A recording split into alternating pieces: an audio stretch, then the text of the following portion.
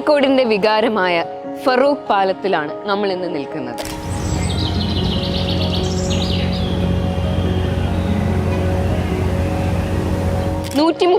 വർഷം പഴക്കമുള്ള ഇരുമ്പ് പാലമാണിത്.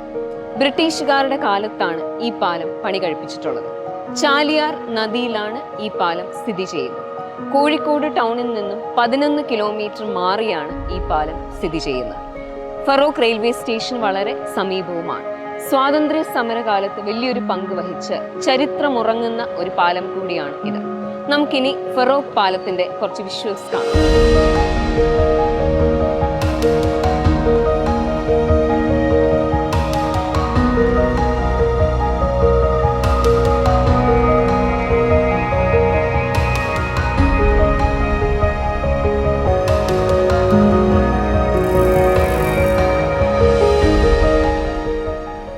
3.6 മീറ്റർ ഹൈറ്റും ഏകദേശം 545 മീറ്റർ നീളവുമാണ് പാലത്തിനുള്ളത്.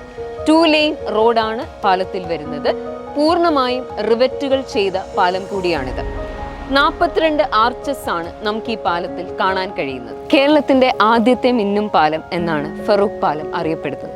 ടൂറിസം ഡിപ്പാർട്ട്മെന്റും PWDയും സംയുക്തമായിട്ടാണ് പാലം ദീപാലങ്കൃതമാക്കിയിട്ടുള്ളത്. രാത്രികാലങ്ങളിൽ സന്ദർശകരുടെ തിരക്കും അനുഭവപ്പെടാറുണ്ട്. അടുത്തിടെയായി പാലം നവീകരിക്കുകയും ചെയ്തിട്ടുണ്ട്. ഇന്നും കോഴിക്കോടിന്റെ പ്രൗഢിയാണ് ഫറൂഖ് പാലം.